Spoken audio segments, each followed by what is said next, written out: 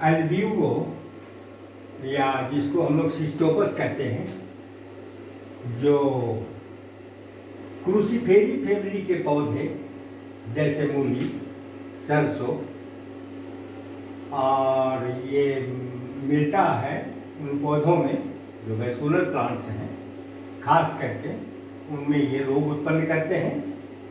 और जब ये रोग उत्पन्न करते हैं वो क्रूसीफेरी सरसों के पौधे पर, तो उनकी पत्तियों पर उजले उजले पस्ट्यूल्स दिखाई पड़ते हैं, ग्रैन्युलर, जिनको हम लोग कहते हैं वाइट रस्ट, उजले रंग के। होता क्या है कि ये जब डिजीज उत्पन्न होता है उस टाइम अल्ब्यूगो किसी मिट्टी, चूंकि ये होता है Albugo obligate parasite. Obligate parasite का मतलब हुआ कि केवल जीवित वस्तुओं से ही वो भोजन लेगा। हम लोग जानते हैं कि फंजाई हेटेरोट्रॉफिक होते हैं, ये अपना भोजन पैरासाइटिक या सैप्रोफाइटिक या फैकल्टेटिव सैप्रोफाइट, फैकल्टेटिव पैरासाइट, इस रूप में ये लीड करते हैं अपना लाइफ। तो ऑब्लिगेट पैरासाइट है अल्ब्यूगो, और ये रहता है मूली के या सरसों के, मूली के या सरसों के।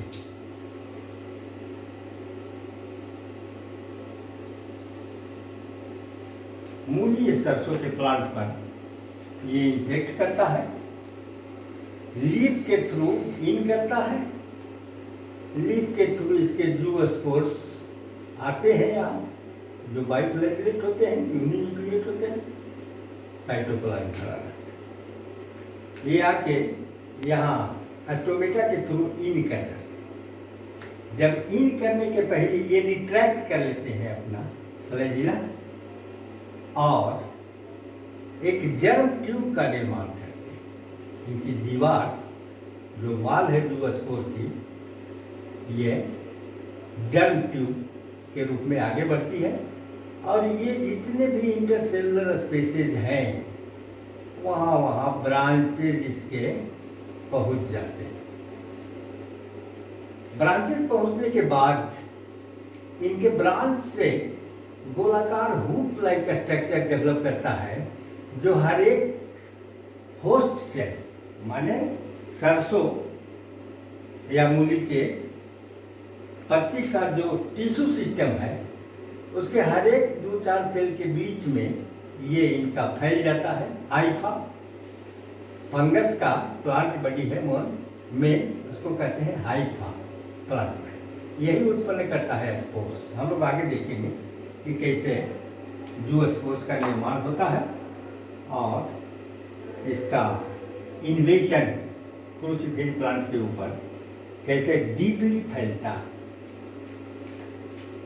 ये इसका क्लासिफिकेशन है अल्ब्यूगो का। लोअर फंजाई है एल्ब्यूजेनेसी और अल्ब्यूगो कैंडिडा, कैंडिडा इसका स्पीसीज है ये फंगस का, और अल्ब्यूगो इसका जीनस का नाम है, स्पीसीज है कैंडिडा। इसमें एल्ब्यूजेनेसी फैमिली में एक ही अल्ब्यूगो ही केवल एक स्पीसीज। क्लियर। अब हम लोग देखेंगे कि ये जो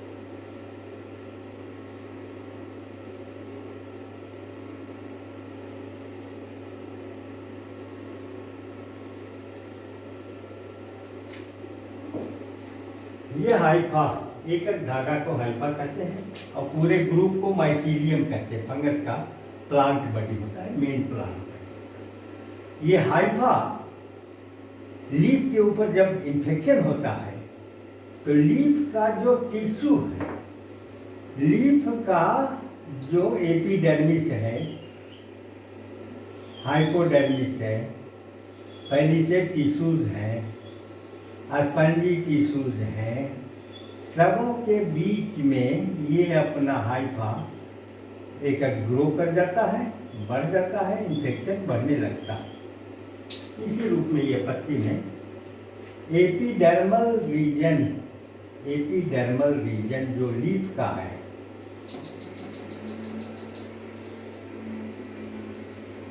ये जो लीफ का एपिडर्मल रीजन है, एपिडर्मल ये रीजन इस एपिडर्मल रीजन में होते हैं गार्ड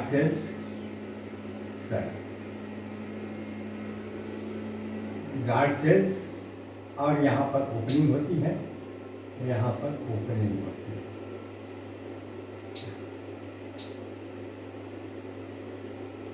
ओपनिंग और इसी को कहते हैं अस्टोमेटा। इस अस्टोमेटा के थ्रू जब इन्फेक्शन की शुरुआत होती है, जब जूओस्पोर्स या कोनिडियोस्पोर्स, उन्हीं को जूओस्पोर्स भी कहते हैं, वो मिट्टी में दबे रहते हैं एज सच। जब फेवरेबल कंडीशन आता है, जब सरसों का जाड़े में सीजन आता है, उस टाइम ये एक्टिवेट करते हैं।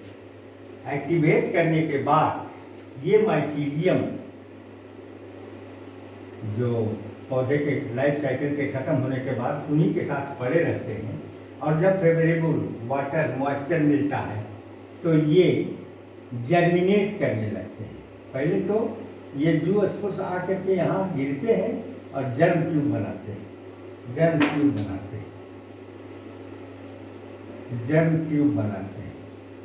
ये जर्म ट्यूब बना के फिर ब्रांचिंग करते हैं और इंटरसेलुलर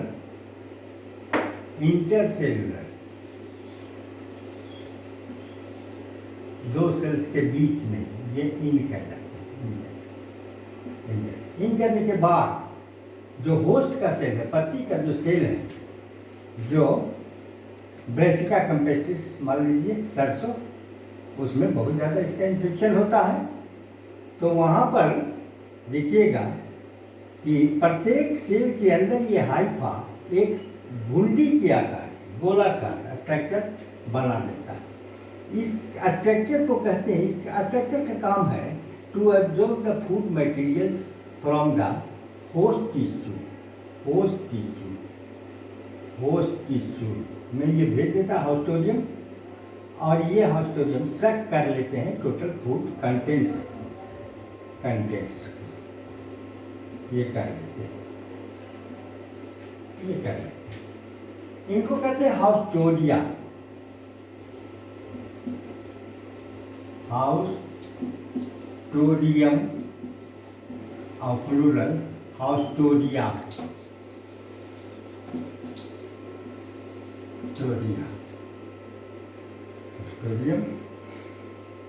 हाउस्टोरियम और प्लूरल है हाउस्टोरिया।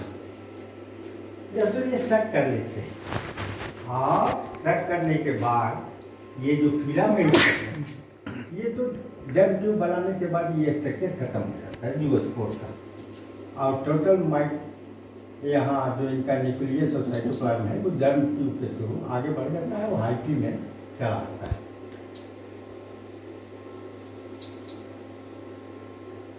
उसके बाद जब अनुकूल समय आता है, फेवरेबल कंडीशन आता है, तब ये एपिडर्मिस के नीचे ही ग्लोब्स कोनिडियोस्पोरेंजियोफोर का निर्माण करते हैं। कोनिडियोस्पोर हर एक अनब्रांच्ड कोनिडियोस्पोरेंजियोफोर का निर्माण हो जाता है, जो अनब्रांच्ड होते हैं, स्ट्रेट होता है, और क्लब सेट स्पोरेंजियोफोर का निर्माण कर देता है। इसमें ये मल्टी न्यूक्लिएट स्ट्रक्चर होता है, मल्टी न्यूक्लिएट होता है, मल्टी न्यूक्लिएट एस्पोरेंजियोफोर्स। और इन एस्पोरेंजियोफोर्स का अपेक्स की दीवार जो होती है बहुत ही सॉफ्ट होती है और वो आगे की ओर पुशअप कर दिया जाता है प्रोटोप्लाज्म के द्वारा और वहाँ पर गोल स्ट्रक्चर उभर जाता है। इसी स्ट्रक्चर को कोनिडियम कहते हैं, जिसमें पुराने वाले कोनिडियो स्पोरेंजियम आगे की ओर होते हैं और नए वाले नीचे की ओर पोजीशन में होते हैं। इस प्रकार का हर एक कोनिडियो स्पोरेंजियोफोर इसको कहते हैं, इसको कहते हैं कोनिडियो स्पोरेंजियोफोर। वह फिलामेंट जो डेवलप करके कोनिडियो स्पोरेंजियम का निर्माण करता है उसको कहते हैं कोनिडियो स्पोरेंजियोफोर। प्रत्येक कोनिडियो स्पोरेंजियोफोर के अपेक्स पर कोनिडियो स्पोरेंजियम बनता है। अब इस कोनिडियो स्पोरेंजियम अपेक्स के ऊपर सबसे ऊपर गोल गोल स्ट्रक्चर्स में बदल जाता है, जिसमें न्यूक्लियस और साइटोप्लाज्म रहते हैं। ये प्रत्येक को कहते हैं, इसको कहते हैं कोनिडियम, कोनिडियोस्पोर,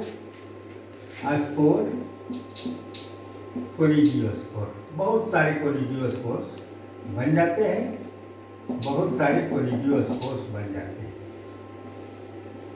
बहुत सारे कोनिडियोस्पोर्स का निर्माण हो जाता है। और ये निर्माण होता है एपिडर्मल टिश्यू के अंदर। अभी तक जब इनकी संख्या और बढ़ जाती है 3 से 6 तक, तो प्रेशर पड़ता है एपिडर्मल टिश्यू में और एपिडर्मल टिश्यू में प्रेशर बनने के कारण ये बाहर निकल के एपिडर्मिस की दीवार बस्ट कर जाती है, प्रेशर से बस्ट कर, इनकी संख्या में वृद्धि होती है और ये बस्ट कर जाती है। बस्ट करने के बाद ये हवा से या पानी के झोंके से इनका डिस्पर्सल हो जाता है, इनका डिस्पर्सल हो जाता है। ये कोनिडियोस्पोर्स का या जूस्पोर्स भी इनको आप बोल सकते हैं, कोनिडियोस्पोर्स है। और ये कोनिडियोस्पोरेंजियोफोर जो है सो ये मल्टी न्यूक्लिएट होता है, ये मल्टी न्यूक्लिएट होता है। और जो स्पोरेंजिया है वो होते हैं, स्पोरेंजिया जो है सो ये यूनिन्यूक्लिएट। अब ये डिस्पर्सल जब इनका होता है तो ये फ्रेश प्लांट पर जाकर गिरते हैं और वहाँ डायरेक्ट इन्फेक्शन कर देते हैं, या ये जूस्पोर्स यहाँ से बनते हैं। इनसे जूस्पोर्स मैच्योर करने के बाद इनका जो न्यूक्लियस, बहुत सारे न्यूक्लियाई है और ये न्यूक्लियाई प्रोटोप्लाज्म से घिर करके और सिंगल स्ट्रक्चर इनकी दीवार बस्ट करती है, फट जाती है और यहाँ से जूस्पोर्स रिलीज हो जाते हैं, जो बाइफ्लैजिक होते हैं, यूनिन्यूक्लिएट होते हैं। यूनिन्यूक्लिएट बहुत सारे हैं, बहुत संख्या में रिलीज कर जाते हैं और रिलीज करने के बाद ये इंसिस्टेड हो जाते हैं, गोलाकार रिट्रैक्ट कर लेते हैं अपना फ्लैजिला और गोलाकार हो जाते हैं। ये गोलाकार होने के बाद फिर इन्फेक्शन करते हैं, ये यहाँ से फ्लाई करते हैं और डायरेक्ट इन्फेक्शन कर देते हैं। ये पत्ती के ऊपर स्टोमेटा पर गिरते हैं और वहाँ से ये जर्म ट्यूब बनाते हैं और फिर माइसीलियम बनाते हैं और फिर वो कोनिडियोस्पोर का चेन बनता है। इस प्रकार इनका लाइफ साइकिल असेक्सुअली होता है कंप्लीट। और ये सेक्सुअल भी इनमें लोअर फजाई है, फिर भी सेक्सुअल इनमें देखा जाता है, वो होता है ऊगेमस टाइप का, जो हम लोग नेक्स्ट वीडियो में उसको डिस्क्राइब करेंगे।